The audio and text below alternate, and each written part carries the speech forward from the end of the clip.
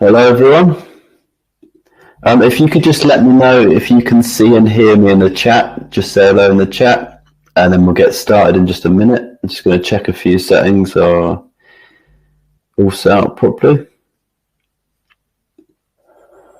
So yeah, there's a slight lag on the chat, so about 10 seconds, I think. So yeah, just let me know if you can hear and see me, and then we'll get started. So Colin, John, Bernard, hello, Vincent. Michael, hello. Loud and clear. Cheers, Vincent. Just wait for a few more people to confirm.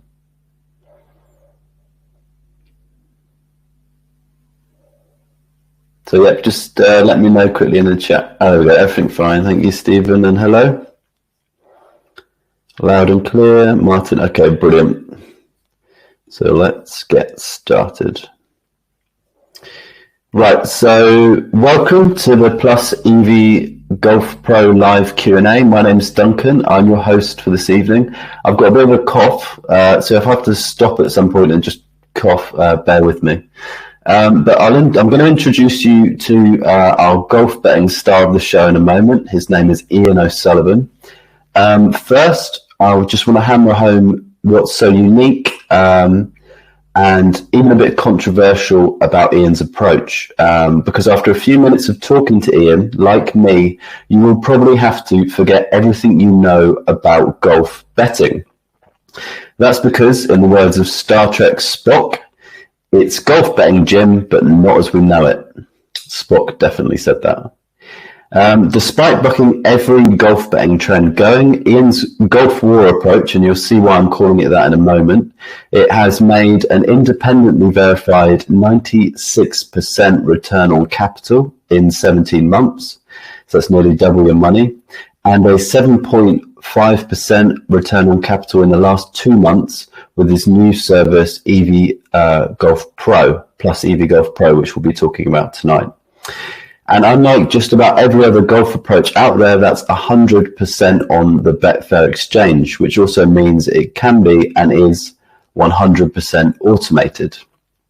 So tonight we'll cover 3 problems with normal golf betting that Ian's approach fixes, his independently verified track record of 96% ROC in 17 months and the profits he's made so far on his new service, what independent reviewers think of Ian and his out there golf betting approach.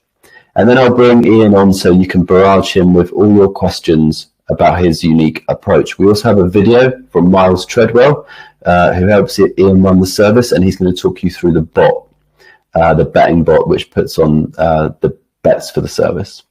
So after that, we'll give you the chance to join Ian's new BetChat backed tipping service, Plus EV Golf Pro. This includes being able to get your first month for just £1.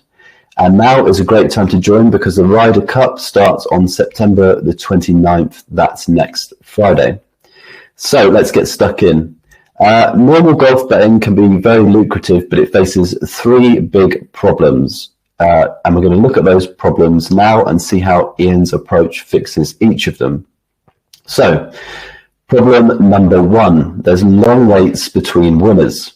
Most golf services subscribe to the small stakes, big odds mentality, which can definitely work, but comes with a big caveat.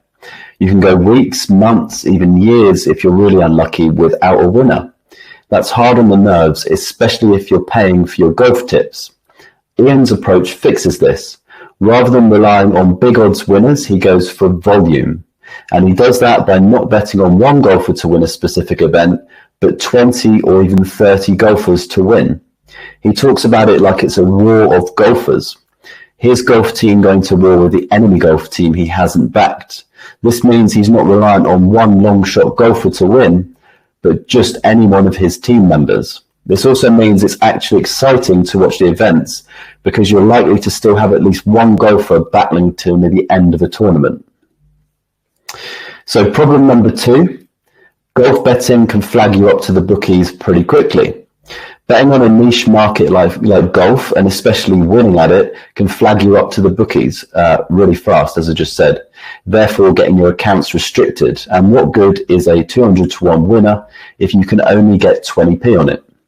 Not a lot of good. So Ian's approach fixes this by being 100% on the Betfair exchange. Yet you can place every single one of his bets on the Betfair exchange.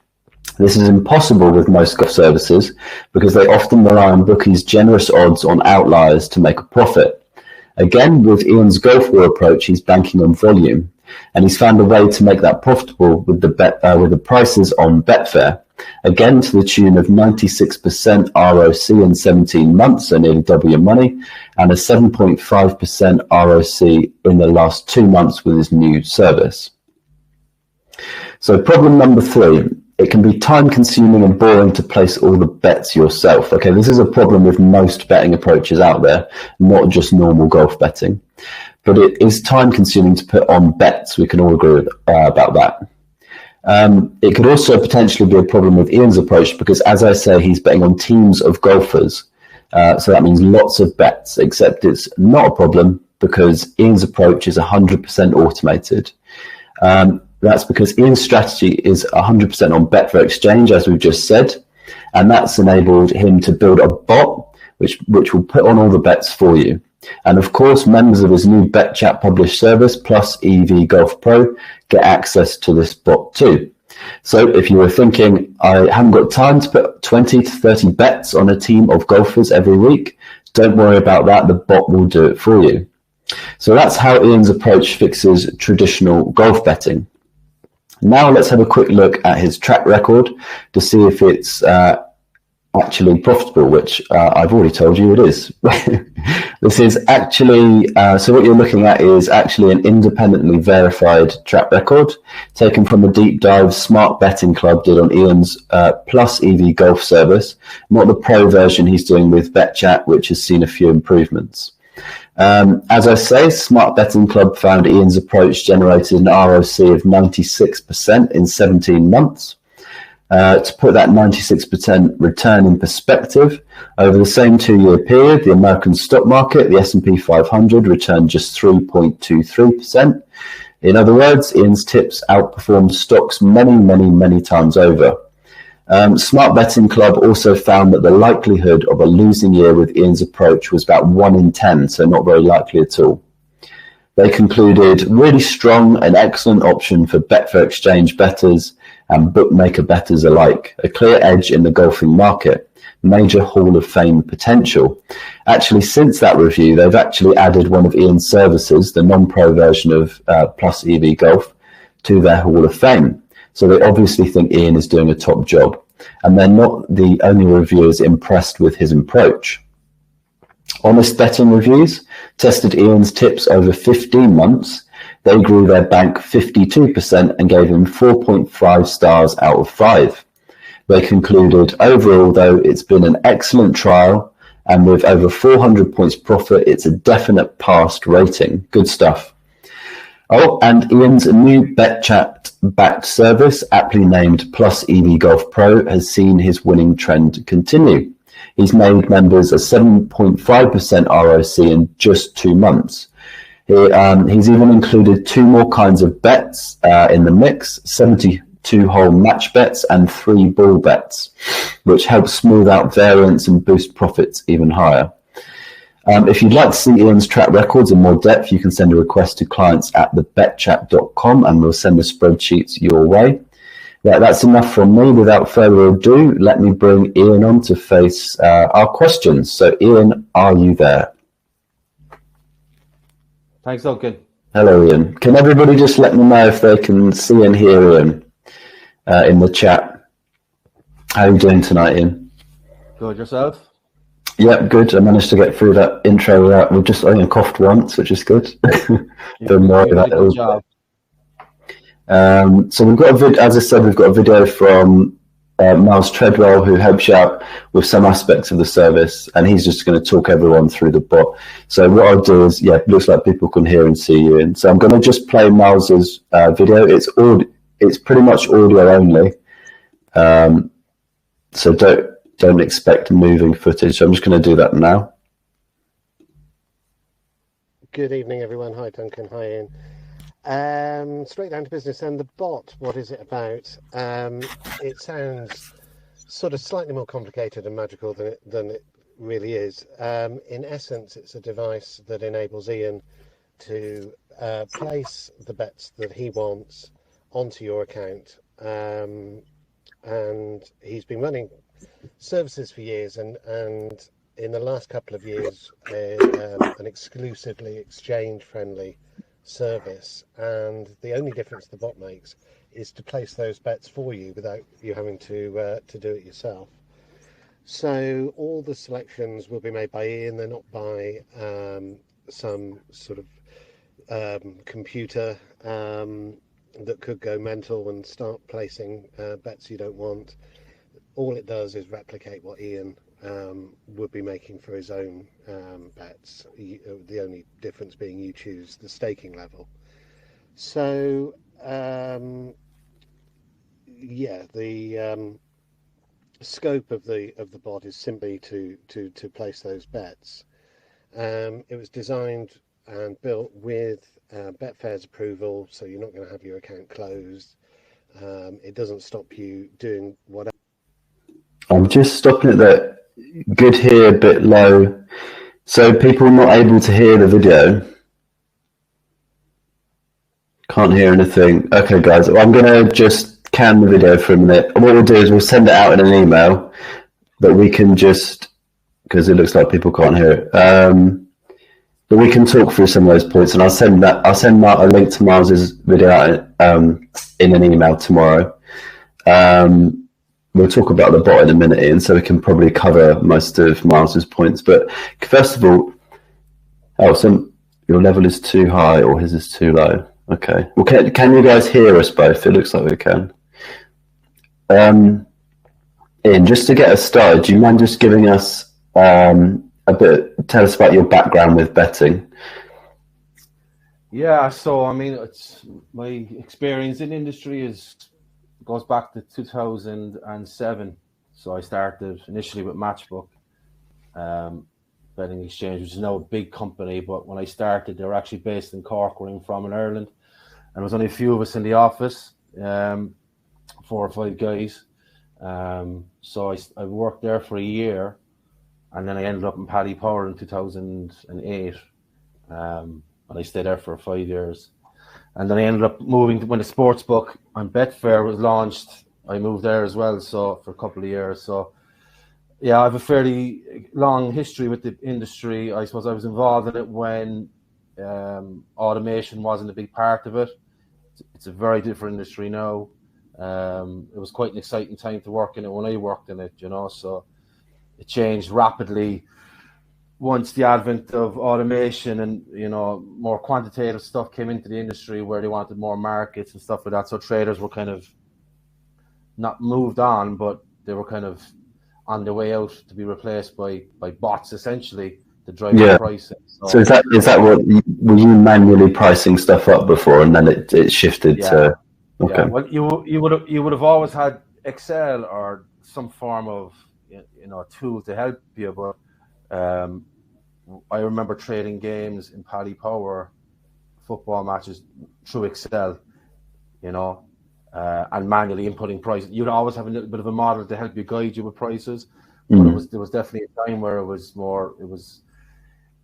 you had to be a bit clever with your pricing, whereas now there's literally a guy could trade 200 soccer matches from all around the world, because the algorithms essentially price the match. You just have to make sure that you suspend the bot when there's a goal or a red card or something like that. So yeah, so I was in it since when it was essentially taking off, So I saw big changes in the industry. So some good, and obviously it's a lot of bad ones as well over the years, But obviously you get a great grounding in how to price things and all that. So.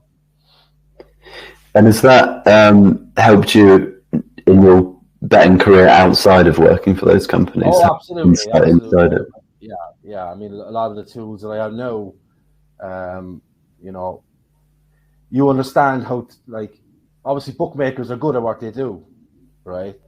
If they weren't good at what they do, they wouldn't be in business, So the bookmakers' prices are fairly accurate, but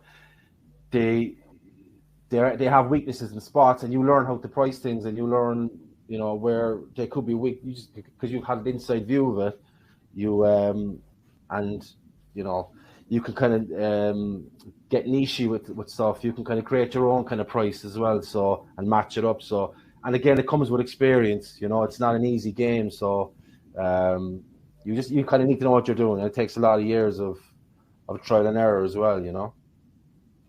Yeah. And so you work for Paddy Power and Betfair, and then how long have you been out of the industry like that and betting for yourself?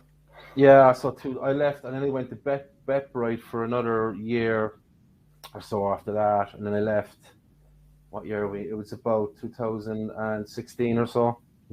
The years go by so quickly now, Duncan. You know, it feels like a long time ago. You know, a long time ago anyway.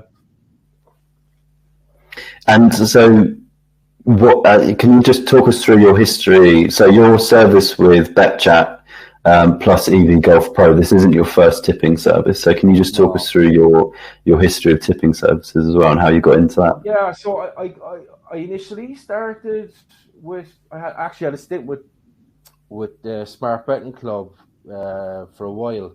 I forget what year was that, 2016. Initially, when I kind of went out on my own, I did it, you know. We parted ways after a year. I suppose the approach I took back then was pure model driven, you know. So the model was the king, and whatever the model said, they were the bets. And I didn't take too much of a kind of a qualitative approach to it, you know. No, the results were still fine, but we just went our separate ways at the time. Then I ended up eventually anyway. I had a stint with Betting Gods on the top 20 market, which that review that you put up there a minute ago. There was a crossover period with that, and that was kind of the main market which I focused on for a while. Reason being, and it kind of feeds into what I'm doing now, is that I wanted to get away from the approach of high variance, because I understood what people didn't want. You can tell people, oh, this is how you make money, but you have to endure these losing runs, right? They'll say, yeah, I'm up for that, but the reality is they stop halfway through. So that's why I kind of focus on the top 20 market. So, but eventually what happened there was liquidity prices got hammered essentially. The book kind of copped on a bit to us, and they weren't as generous, and we were kind of moving the market too much. So I had to kind of go back into the outrights again. I left Betting Gods and I ended up partnering with Neil MacDonald from Bookie Insiders. He's a very good football service, and I spent a couple of years with him, and we had a great couple of years combining the top 20s plus the outright bets, you know. So, and that kind of did that. The reviews that the Smart Betting Club did kind of were around that time, you know. So, yeah, sorry. No, sorry, carry on. I was just going to say, I want to talk about the emotional side of it in a minute as well, because massive. And then Miles approached you to work with BetChat to deal. Yeah, Miles was on the hunt really for somebody that, you know, I suppose somebody that he thought would be suitable to run through the bot, you know, an exchange type service. And he saw the stuff I was doing on my own with Neil and stuff with the exchange, alongside the traditional each way stuff. So, and that's how we met, and here we are now, kind of 7 or 8 months later, you know.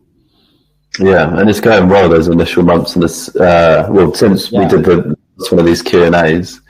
Well, yeah, we started with in end of March with the previous We Bet You Bet. I kind of came on board, kind of like just to give people a tester of what, you know, dip their feet in the water of what I could offer, you know, in terms of golf, you know. So we kind of did that for a couple of months.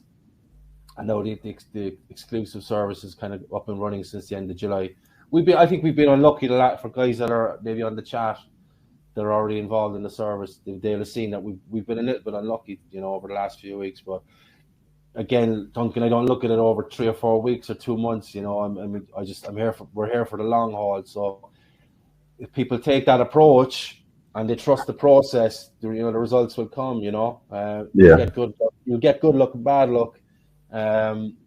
Over time, it will even out, but it's certainly when you're backing prices at, you know, like in a traditional sense, where you're backing 2 or 3 golfers in a week, you are relying on a lot of luck at times, you know. So there really is fine margin. So I'm trying to move away to make it a bit more, lower variance, So I take So all that's a good. I think that's a good time. So basically, I'm going to ask you about your strategy. But if any of the audience has any questions, just stick them in the chat, and we'll ask Ian. I'll ask Ian your questions. So, yeah, can you give us a bird's eye view of your strategy, because it is quite radically different? Could you just explain? I tried to at the beginning a bit, but what a traditional golf betting strategy might look like, and then how yours is a different approach, I guess. Yeah, so a traditional, approach, golf tipster approach, is to back, 4 or 5, 6 or 7 maybe, golfers each week, which, is fine. But when you actually work out the probability of the expected chance of that winning, you might be 5 or 6 to 1, or maybe it could even be bigger. It could be 10 to 1, Now, we've only got 2 golf tournaments a week, right? We'll say we've got 100 in a year, right? You're basically, the probability then of you winning, you could go a whole year without losing or without winning on a single tournament. They might be good bets, but variance is so real, it's a monster that you have to tame, essentially, that mentally, the psychology of that. I've yet to meet the person that can handle that. When you say variance, you kind of mean like riding out the wins and losses. Yeah, absolutely. Yeah. Yeah. So it's like the emotional. If you've got a working strategy, but in traditional golf, you might lose 9 bets, and then that 10th bet brings you back on top. But you have to have the emotional kind of willpower to stick through those bets, I guess. Yeah, exactly, and that's. I mean, I'm trying to run a service, so, and I don't want people to leave, So my goal is to get people on board, enjoy it, hope to make money from it, and not be tearing their hair out every Sunday night and kind of being distraught waking up Monday morning going, oh, if you only did this and we've just missed that. You kind of just have to.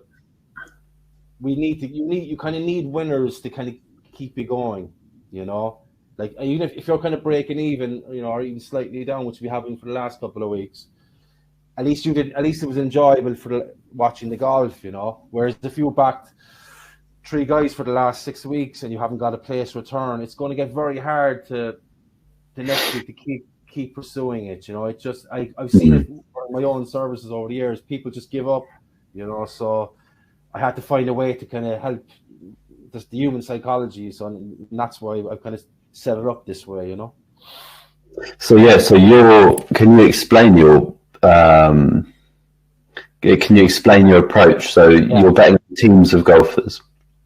Yeah, so essentially what I do each week is I would run the model, kind of my standard model that I would run for every golf tournament, and that will kind of indicate maybe 10 or 15 guys which I'd be backing, Generally, if you sum those probabilities up, you probably get around maybe 3 to 1 or so, which is it's okay as a win rate, but it's still not high enough for me, because as I said, there's not enough golf tournaments on every week. I mean, if there was a golf tournament on every day, we could probably play at those prices, and kind of the variance bar it's not too bad, But I feel that we need to get a little bit more on our side just to give us that bit of, to make it a coin flip around that each week, So I have basically, in terms of the selection process, it's, as I say, I used to be fully model driven. No, I use the model obviously, but no, I have my own. I use my own knowledge essentially to kind of go, okay, the model doesn't like him, but I like him this week, and do you know what I mean? Like I can add guys to our team that the model would disregard. So, and I think my own analysis has shown that it's a better approach, So you have got a model that you're using, but then you're using your intuition on top of that, yeah? Yeah, or like just certain things that the model can't account for, like maybe he's carrying a slight knock, or maybe he got married last week, and he's been out and having a few nights out, or it's just little things like that I've learned, following golf for so many years, like, so, you know, it just adds to the, you know, at the end of the day, we're looking for one guy to win the tournament. So we're trying to find enough of the right guys to be on my side. So it's kind of easier to break it down when you think, all right, I don't want him because of X, Y, and Z. Right? I do want him because of X, Y, and Z, and we're kind of on opposing teams, you know. Obviously, like, I mean, I suppose I'll give you an example. Say if the model was last week, Ryan Fox, would say if my model was quite big on him compared to the market, you know, I might say, okay, what's going on here? You know, I just make judgment calls on certain guys, you know. But then, and you're building, like, am I right in saying it's sort of 20 to 30 golfers you're betting for a tournament? It could be, yeah. It could even be more as well. So, and the last couple of weeks as well, if we don't get the prices that I want pre-tournament, I kind of run the model essentially over the weekend and see if there's prices that I like, and might add one or two more depending on how much we got on pre-play and stuff like that. Like this week, for example, I didn't get on as many as I wanted at the prices for the Open de France, so I'll be having a look at that again over the weekend. So there's definitely one or two more probably to go there, you know, depending on the prices now as well. So yeah, I mean, I guess it's probably quite engaging to watch if you're betting on that many golfers and you enjoy watching golf while you're betting on it. Higher potential that you're going to have people left in the tournament as it goes on versus if you just got one bet. Yeah, exactly. I mean, a lot of people think that golf betting should be you put on your bets on a Tuesday or Wednesday. You bring up your phone, check the leaderboard. Oh, they're all gone. I'm done for another week. You know, that's it. It's an enjoyable experience. Okay, it might be when you win the 100-to-1 winner, but believe me, losing runs in golf are real, and they're really nasty as well. So, like, that was my association with golf betting was long losing runs, waiting for the big win to, you know, pull you back into the green. So this is really different. We've got just on that. I mean, there's some very good golf guys out there, you know, that tips, like Ben Coley's very good. That tips for the sport and life, right? He might put up 3 or 4 every week. But he's had a spell this year, I think, where I think he's up maybe 10% for the year or something like that. But I think he might have went, you know, 3 or 4 months, which was a bloodbath. But in that, so like if you decide to follow Ben in March, you know, and you overstate, or you know, you go down your bank and you might think he's the worst guy in the world, but he's actually very good. So timing and just all that plays a huge part in it, you know. Yeah, like especially if you just started following him and he's got 4 months of losers, that'd be very hard to motivate yourself to keep following. Yeah, you know? So human nature. So we've got a few questions in the chat. So Vincent asks, how long before the event do the tips come out if we don't use the bot? So with the service, everybody is using the bot, so it's all automated, isn't it? Yeah, fully automated. Yeah, I mean, there's a practical side to that where maybe some guys forget to turn on the bot, or a guy might join, you know, and the bets have already been done. So it's maybe something we need to think about. Maybe should we send out the bets and stuff? But ideally, you know, when you join the service, you connect your bot or your Betfair account to the bot, and everything is done automatically for you. Yeah, I've done this, and it's really simple. So because I'm not great with the kind of tech stuff. So and there's like an onboarding process that just sort of walks you through it. And I'm pretty sure you can log in and look at all the bets, so you can see what's being bet on. So is it Stephen or Stefan? Sorry if I'm pronouncing your name wrong. Are the results recorded to BSP? If so, are the results minus Betfair commission or 5% or 2%? I think. Sorry, good. All the stats that I've shared came from your spreadsheets, and I'm pretty sure it takes into account commission, doesn't it? Yeah, it does for the review of in SPC. It does anyway. Yeah, but I have for anyone that joins, I have a wealth of spreadsheets and stuff like that. So if they want to go through it, you know, there's no problem there. You know. Yeah, if anybody wants us to email them the spreadsheets, clients@thebetchat.com is the email, and you can look through all of it. So Nick asks, what sort of betting bank would be required, and what sort of return would Ian hope to achieve in any given year? So betting bank and return. So I suppose we have the minimum is 500. Is £500 is the minimum bank. Now, if I'm being honest here, I mean £500 is kind of more. It's for people to kind of join and see is it something that they're interested in. You know, ideally you probably want to be starting with a little bit higher. You know, because you have to factor in subscription fees. I mean, we've tiered it so that if the people that start with a higher bank are on a pay for profit deal. You know, so if you start with 5,000 or even 2,500, you're only going to pay a percentage of profit. So it just gives you a bit more kind of room to work with in terms of profitability and stuff. You know, so you can most certainly check it out.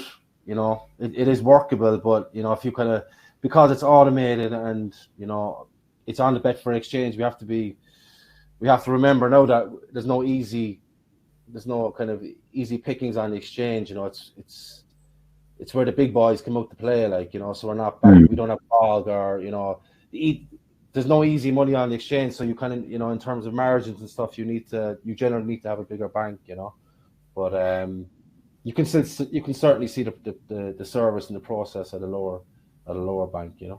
And I guess that's like, it's because it's on the Betfair exchange as well. That's part of the reason why it's high volume, isn't it? Like you say, to make the margins work, like it's got to be a high volume strategy. Yeah, exactly. Because you know we're essentially in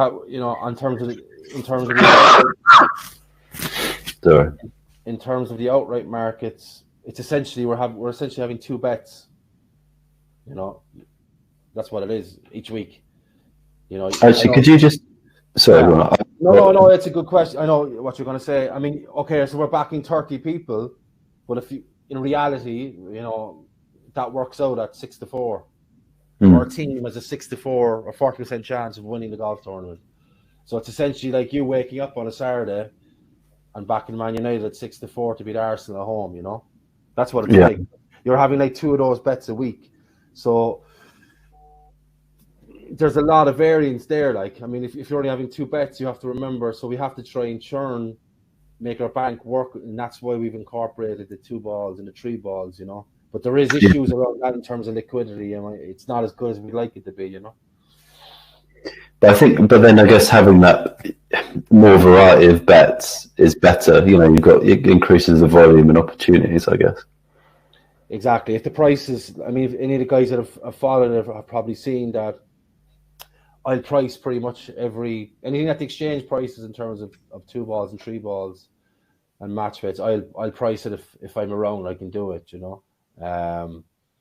But the problem is we're competing against, you know, I put up prices that I think are value. I'm not just going to take a price just because to get more turnover. So it has to be the right price. So the guys, anyone that's followed it has probably seen that, you know, I could price up everything. So every 2 ball tomorrow or 3 ball, we might only get matched for 20% or 30%. It just varies, you know. So, but that's the key. We have to take prices that I think are value. So we just have to be patient as well, you know. Yeah.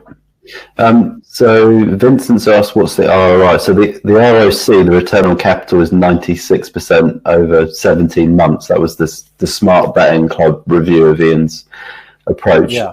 ROI, I can't remember off the top of my head, but if you email clients@thebetchat.com, we can, as I say, we can send you the spreadsheets and probably the ROI numbers. Yeah. So I mean, if somebody wants to think in terms of expectation, I suppose he wants to. Yeah, sure. That was one of the questions. Yeah. I mean, you're looking at, I'd say 10% would be over the year in terms of ROI, you know, because we're not backing at, you know, 20-1 shots, you know, our ROI is going to be slightly lower than traditional golf services. The benefit that we get is we don't have to endure the losing runs. So I think most people are happier if they're making money, really, you know. So I wouldn't be too don't get concerned about ROI. The key really is to try and make your money work in terms of your bank. Yeah, and it's automated and tax free is the thing. So you're not having to. It is a set and forget thing. You can deposit the money and then just forget about it if you like. Yeah. So we've had two questions. Vincent and who else? Gammon asked, "Can you automate this with the Betfair bot manager?" I'm not quite sure. My gut feeling is you wouldn't need to because we've already got your bespoke bot doing the automation. Yeah. So exactly. You said it perfectly there. There's no integration required. Once you set up the bot and link it to Betfair, I don't think it even has to be turned on or your computer or anything. Once you're So you don't have to worry about anything really. Yeah, and it honestly takes like 5-10 minutes to set up because I've done the process with the same kind of bot. So Martin asks, if you are betting on up to 30 players in a tournament, what is the outlay for your bet? So I guess how much of your bank are you betting on each? Yeah. So I think the way I explained it the last time was that it's around 4% of your bank. Yeah, that was it. And so if you start off with £1,000, it'll be, for each tournament pre-play, it'll be in around maybe £30 or £40 per tournament in terms of that winner market. But the 2 balls and 3 balls are a lot less, but you're betting on each. They're all individual events, so the stakes are lower for that. But generally, if you've got a bank of 1,000, you'll probably turn over around 250 a week, something along those lines. So if you wake up on a Monday morning and just check the P&L and add up the stakes for the week, for those, it'll probably be around 250. Just 2 tournaments. Yeah, and maybe this is a good time to talk about the strike rate as well, because I thought this was interesting when we first talked about it.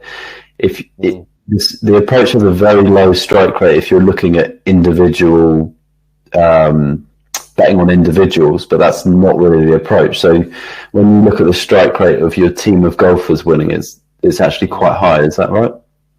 Yeah, like I said, like when you combine your 20 guys, each individual price, so 100 to 1, 50 to 1, etc. When you add up all those probabilities, it's probably going to come out around 40% chance. So the more you add to your team, obviously, the more chance you've winning. So, but obviously the payouts are lower. So so while each individual selection has a lower probability of winning, when the combined selection is that's all right, no. The combined probability is high. Sorry, I'll just. Yeah, no worries. It's okay. And 40% is really high strike rate for a golf service. Like we talked about, like traditionally they're very low strike rate, and you're just trying to bank on getting some big odd winners. Yeah.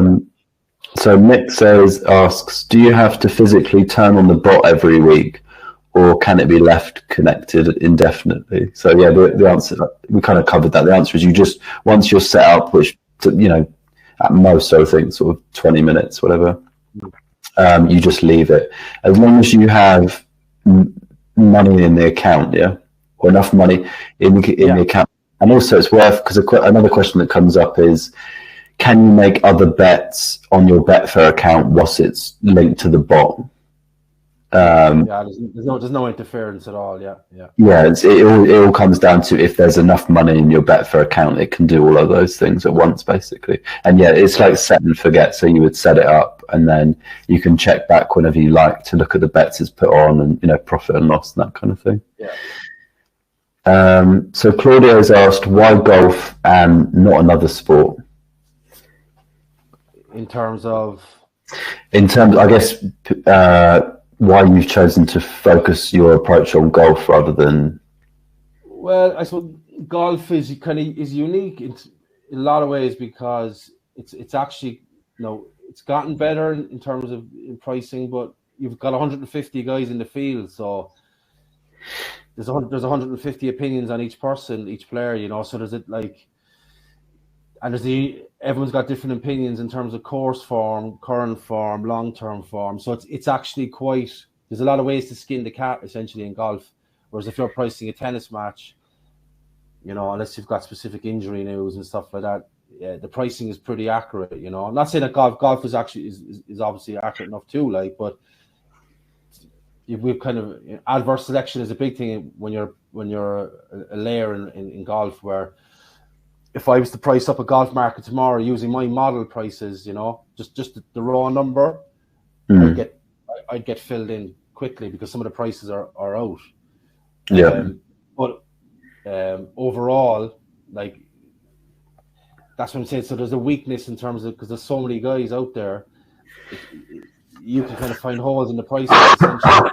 Find the spots where you know that, okay, that's a value bet, or you put up the offer on the exchange. There's just a bit more scope, you know, and there's a bit more. So that people have different opinions on how to price it as well, you know. Yeah, so there's more room, I guess. It sounds like you're saying there's more room for like pricing mistakes, and also for you to apply your qualitative context and find value. Yeah, I mean, so like a lot of the pricing now is quite, you know, there used to be a time with golf where on a Monday evening, or not even Monday evening, say 2:00 on a Monday, Bet365 might go up 100 to 1. Somebody else might be 50s. Someone else might be 250. So there was a variation in the price, right? Which, because of different opinions or different algorithms that people use, you know, so different weightings and stuff like that. So it's a bit more same, you know, but that's a benefit as well, you know, because when there's a more of a generic price, you can still say, okay, I think they've copied off him, and the market's kind of, you know, followed him in a little bit. So on that, so there's just more scope. I mean, course form is obviously important, but I think sometimes it's overplayed, so, and that kind of feed into the prices a lot. Same with very current form, you know, so there's a balance to be struck, and, you know, minor adjustments in algorithms can have big differences in pricing. So it's you kind of live and learn, and I do a lot of data analysis on, you know, stuff like so. You know, it's the process you have to kind of go through, and you kind of figure out what's, you know, there's an eye test, and there's just an experience level to it, you know, that you learn. Yeah. You know? So Gavin's just said about our sound levels again. I can't do anything about the sound levels right now, but if for the next Q&A we'll try and make sure the sound levels are more equal. So if you can hear us both, even if the volume is a bit off, it's probably my accent as well, is it? I don't think so. So Stephen's asked, how many points are needed for the bank, and are the bets win only?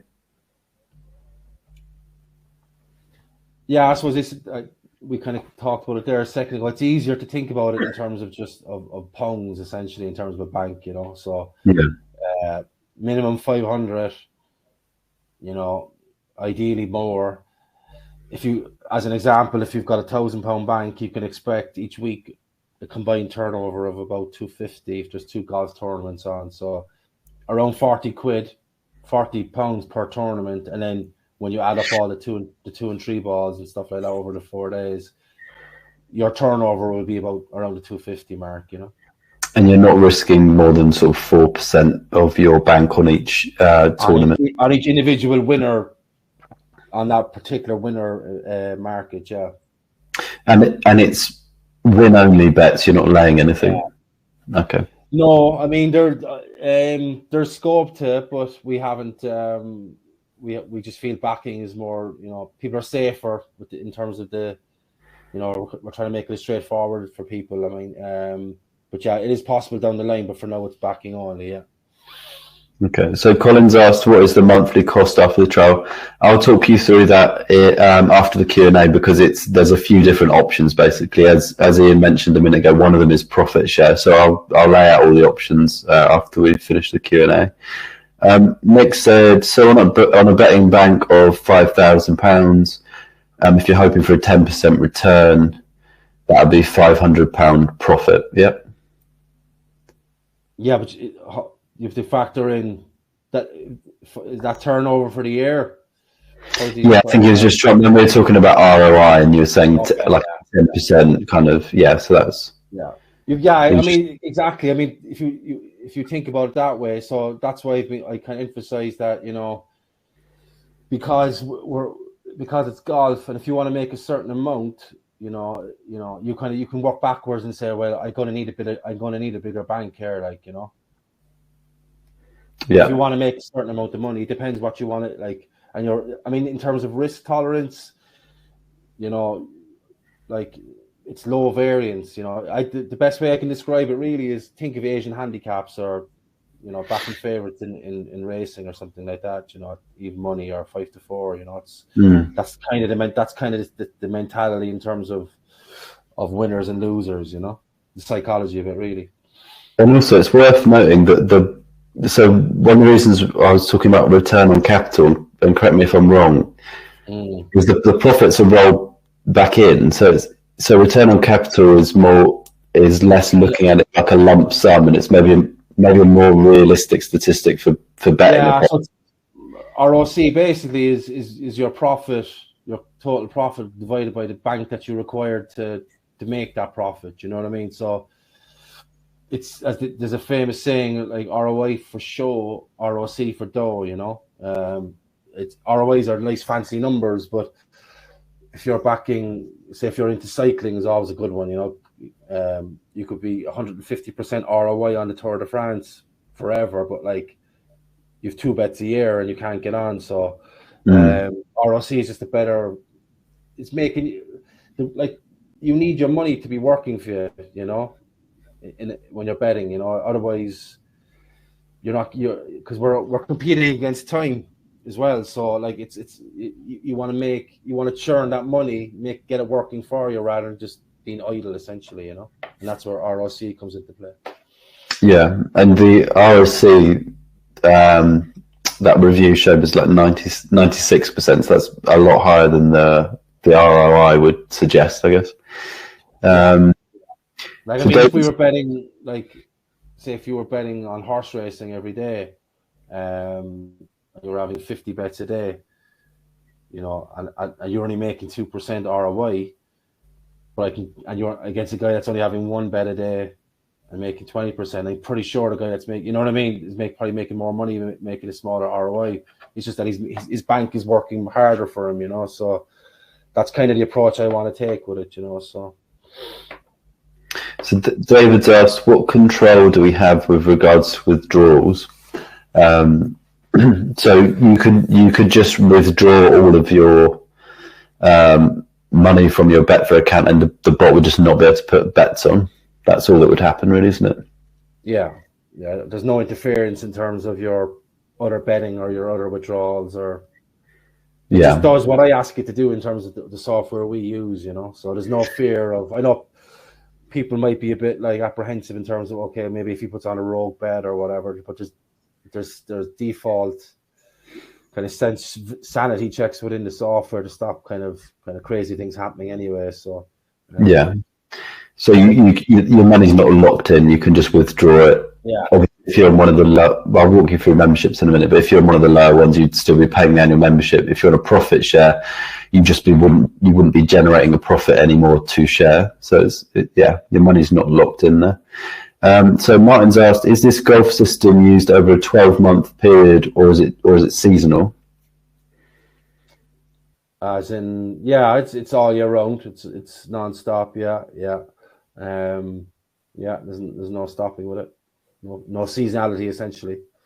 Okay, I'm going to get you to talk us through the Ryder Cup in a minute, but if anybody else has got any more questions, just stick them in the chat, because we're coming up to the sort of end of the Q&A. So if you've got any questions for Ian, just stick them in the chat. We've got Martin's asked, so what is the percentage profit expected per month? Again, if you email clients at the betchat.com, we can send you the spreadsheet that has a breakdown of everything. But just to reiterate, so return on capital over 17 months is 96%. In the last 2 months, it's been 7.5%. So there's very steady growth. How do you? Maybe that's just worth saying. In like what time frames do you personally look over with your betting? Like when you think about betting, because I know you don't, because it's a long-term approach you take. Yeah. Absolutely. I mean, I'm not going to sugarcoat it. Like, I mean, golf, even though this is low variance, you can still have a break-even year. I mean, I've got, as I said to you in the previous video we did. I mean, I did a piece of analysis where I ran the model against data going back to 2013, and, using the data that I used every week, because it's all archived on a source that I use with real-time Betfair data and stuff. So I've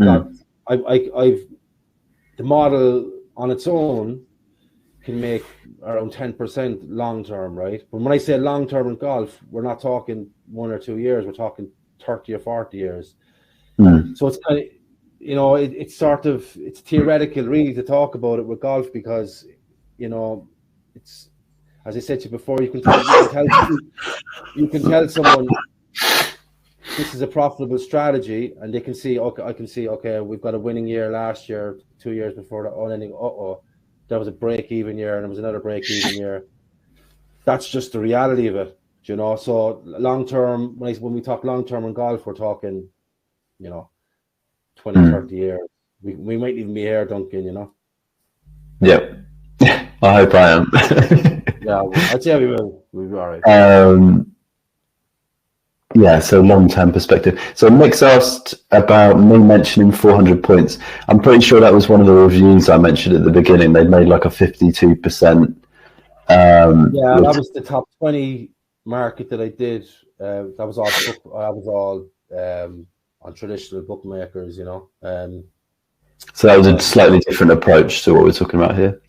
Yeah, I mean, the top 20 market, as I said, the prices were softer, and they were with the traditional bookmakers. They don't exist on the exchange, So it's a different, this is a different beast we're up against here, And one more question, and then I'm going to ask you about the Ryder Cup. Stephen's asked, is it scalable? Is there plenty of liquidity? In terms of scalability, the winner market is scalable, yeah. We have there's no issues getting on the winner market, but there is issues in terms of the kind of sub markets, So, as in, I don't know from each individual match bet or 2-ball how much is going to get traded on that market. I put the offers up for our clients. Some get taken, some of it won't. So I don't know. It's hard, so in terms of scalability for those markets, there's probably a ceiling to them. So we can only go so far. So the scalability will come from a bigger bank and being focused on the winner market. But there's no restrictions on the winner markets. And the winner market is the core of the service. Yeah. Okay. So the Riders Cup starts next Friday. What's your kind of approach going to be for next week? From a betting perspective, it's not something that the singles on a Sunday, I generally would get involved in them, or for sure, from the foursomes and 4-balls. It depends. I mean, it's not the best betting heat in the world, So it's one that I kind of avoid it sometimes. But on a Sunday, I'll price all the matches on a Sunday, and I'll see about the 4-balls and foursomes. They're going to be fairly accurate in terms of pricing as well. So there's a lot of variance in terms of the Ryder Cup. So it's not something to get overly, It's a great event when it's on, but it's kind of a sporting occasion rather than one of my favorite betting heats. Sorry, I'm just coughing everywhere. No worries. Okay, yeah, I mean your approach is tournament driven anyway, isn't it? So yeah. No, I can still price it. I mean, I can price everything, but the Sunday will be interesting. All right, if it's close, and the one good thing about the Ryder Cup is that liquidity will be very good on the exchange. So we kind of have to take advantage of when the liquidity is good. So we'll be getting involved for sure. At what levels, I'm not sure yet. Yeah, Martin, if you're getting if you're talking about 4.9%, Martin's just said in the chat about 7.5. I mean, 7.5% return over 2 months is very good. He says he's getting 4.9% from a bank, which is covered by bank regulations. I think you might be confused. Like 4.9% from a savings account is annual, not monthly. Yeah, otherwise, you will be putting money in savings accounts and nothing else. Yeah. I mean, there's no comparison in terms of what you can make in gambling in terms of deposit rates. They're different. I mean, obviously, there's no risk really with deposits, but you're not going to make any money really unless you're putting in £500,000 or something. So yeah, and especially take into account inflation over the last few years as well. Yeah, I mean, look, as I said, I suppose the key thing I want to get across to people really is that if they can afford it, within their means, they should try and go for the biggest bank as they can. As I said, the variance is low, so that you're not gonna blow up or anything So if you can do it, if you can scale it a bit, just trust the process. You'll get more out of it, because what could happen is that if you could start on a low bank and just to test it out, but if you stay too long, we have a very good month or two, and then you decide to change, you could miss out then a bit. So I think it's best to kind of make your mind up of what you want to do and just kind of go with it from there, rather than chopping and changing, Yeah. Okay, Martin, if it is 5% a month, I'd keep doing that. Sounds good. So Ian, have you got anything you'd like to say? Anyone who's interested in coming into the service, a kind of message or anything to them? No, I think we've covered everything. It's like, look, the analysis is there, the historical results are there, the reviews are there. I mean, I think this is kind of the culmination of years of kind of work, and so the guys that join are going to get to see the best of it, really. So, and it's fully automated. I don't think there's anything out there that's fully automated, so it has a lot of advantages over a lot of other services. So just people give it a go, Yeah. Okay, well, thank you for your time this evening. I'm going to talk people through anyone who's interested in membership options. But yeah, thank you for your time in answering people's questions. Okay, so see you again. Yeah, take care. Thank you. Bye-bye. Okay, so as I said, I'm going to talk you through some stuff. So thank you to everyone who took part in the Q&A. You asked some good questions there, and I hope Ian we both gave you a good idea of what's involved in the service. If you're still watching, you may be interested in becoming a member of Plus EV Golf Pro. So we covered a lot of the details of how membership works in the Q&A. So if you're ready to join us, what I'm going to do is I'm going to activate the membership link now, and you should see that around the webinar window or in the chat. So that should pop up now. For anybody who's still on the fence, over the next few minutes, I'm going to break down the full details of membership. I'm going to walk you. I'm going to walk you through exactly what you get with your membership, go over the recommended starting bank size, and lay out the two pricing options for membership, which do depend on your starting bank size. So let's start with exactly what you get with your membership, and that's already on screen right now. Plus EV Golf Pro membership consists of two benefits, the bets and the bot. So let's look at the bets. That's the first benefit of membership, which, to remind you, made an impressive 96% return on capital in 17 months and 7.5% ROC in the last 2 months with Ian's new service, Plus EV Golf Pro.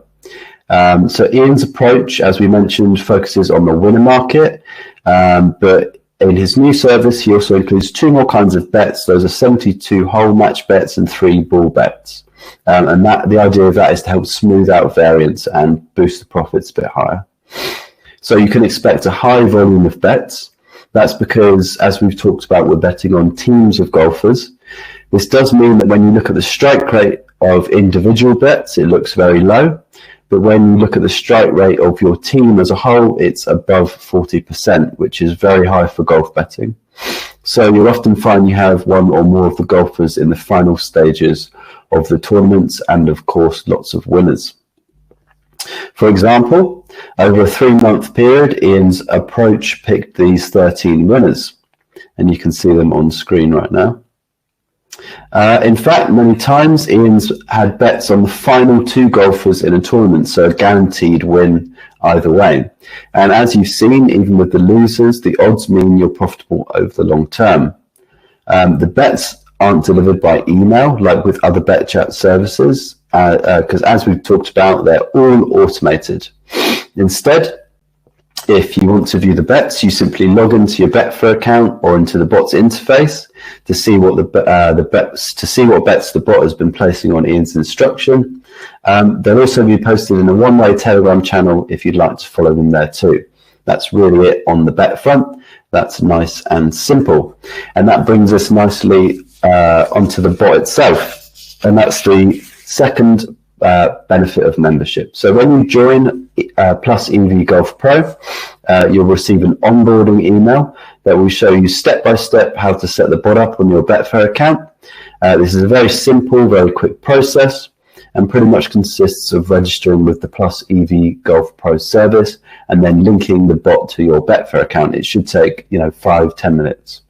Of course, that does mean you'll need a Betfair account, which I imagine most people watching this will already have. But if you don't worry, as we'll also show you how to quickly and easily create one of those too. By the way, as we mentioned in the Q&A, you can still place other bets using the same account and even use other bots at the same time. You just need to make sure there's enough money for the Plus EV Golf Pro bot to place its bets. Otherwise, it will stop doing so. So what do you need to do after you set up the bot and deposited some money? As we've discussed, absolutely nothing. You just set up the bot, make sure it has enough capital to put on the bets. Ian will be sending it, and that's it. Kick back and enjoy your profits. You don't need to fiddle with complicated bet parameter settings or anything like that. As I say, you can log into the bot software or just look on Betfair to view all active and past bets whenever you like. You can think of this as a full, always up-to-date and always accessible track record. You can also turn the bot on and off whenever you like to. Obviously, that could mean you'd miss out on some profits, but the option is there should you need it. Okay, so that's covered exactly what you get with Plus EV Golf Pro membership. How about the recommended starting bank size? So we kind of talked about this in the Q&A as well, so I'm just going to go through it here. So the lowest starting bank you can have with the bot is £500. And from there, if you want a bigger bank, you can increase your bank size in £500 jumps to as high as you like. So you can put as much in as you want to. So from £500 to £1,000 and £1,000 to £1,500 and so on.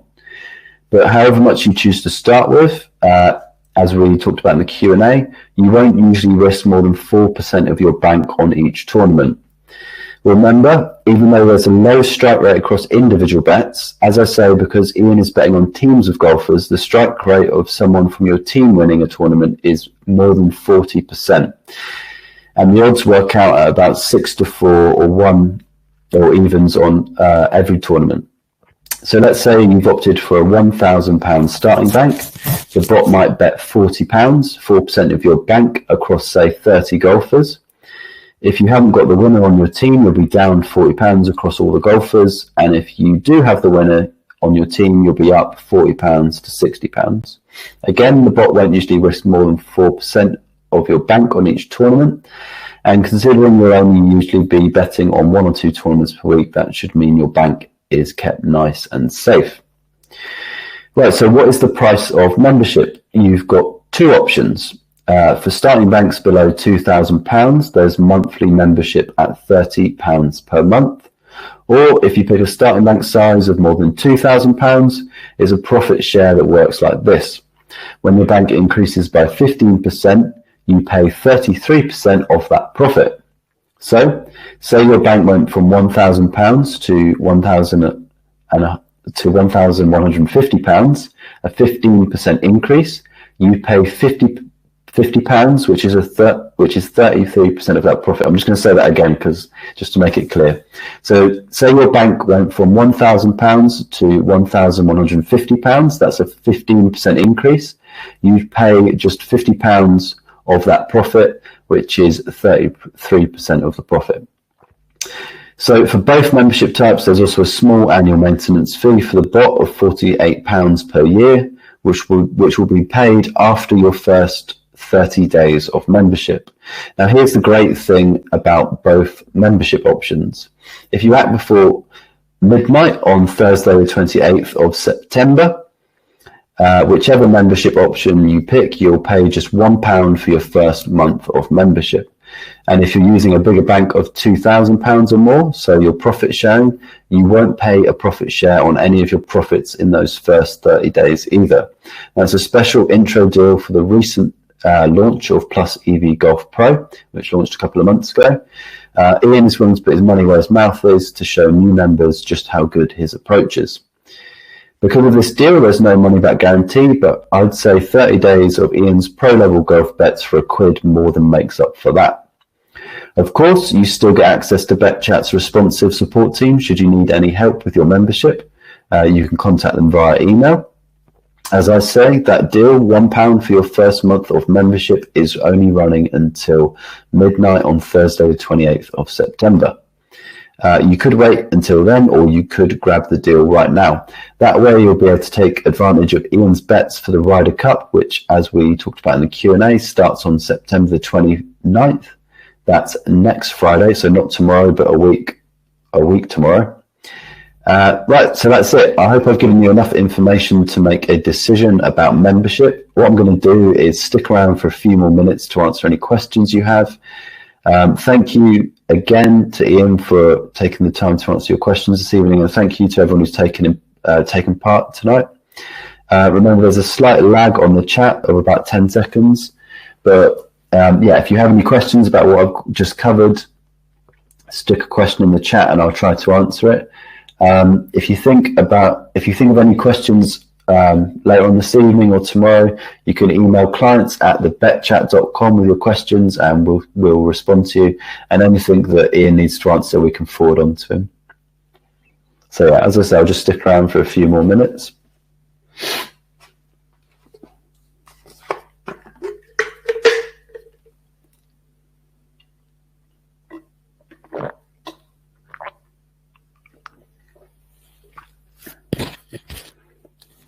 All the details of membership are on the secure order form as well that we've linked to. So if you want to read everything I've just talked through, you can click through to that secure order form. The link should be near the chat box or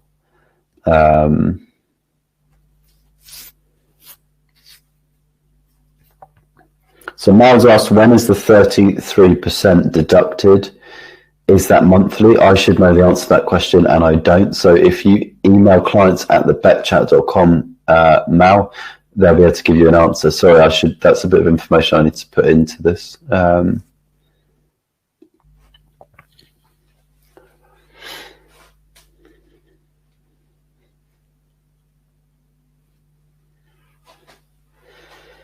Again, you can get your first 30 days of Ian's tips for just £1, and that includes, access to the bot. So it will take you about 5 to 10 minutes to set up.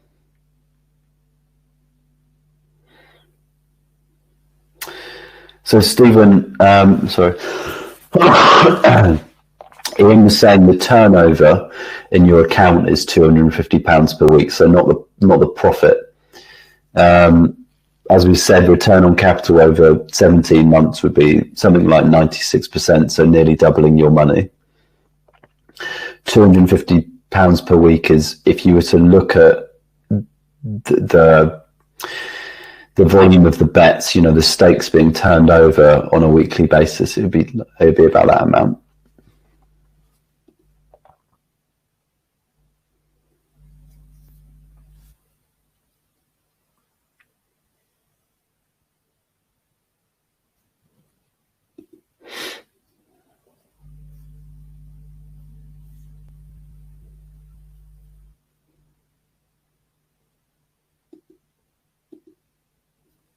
No worries. Okay, I'll just stay for a couple more, well, about a minute, and then I'll head off. But thanks again for asking questions, guys, and getting involved. So the whole point of these Q&As, really. And we'll be sending out a recording of this tomorrow. So if you want to watch any of it back, then you'll be able to do that. And also information on the service will go out as well. So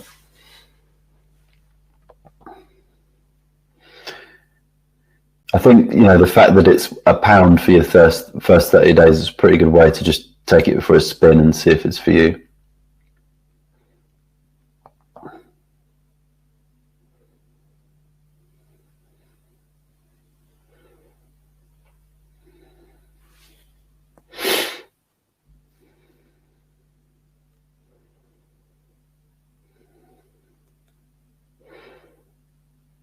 So I've had a couple of questions about charges and automation, like whether if you're shifting from the lower bank where you're paying £30 per month, and then so that'd be a £500 bank, saying then you go up to above £2,000. I'm pretty sure that shift will be automatic. I'm not sure if you need to let BetChat know. If you email clients at thebetchat.com just to check, but I'm pretty sure that process should be automated. And now about the percentage being automatically deducted and whether that's monthly or not, the frequency of that. Again, if you just email clients at thebetchat.com, they can clarify for you.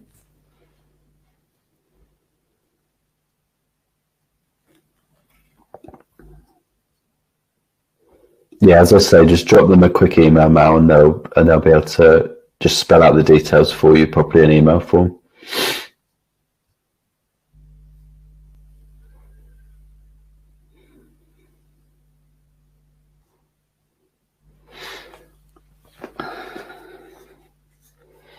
Well, I'm going to call it a night. As I've just said, the deal £1 for 30 days is running until Thursday, the 28th of September. So that's next Thursday, a week from now. Thank you again for everyone taking part. And if you have any questions, send them to clients at thebetchat.com and we'll answer them. And have a great rest of your evening.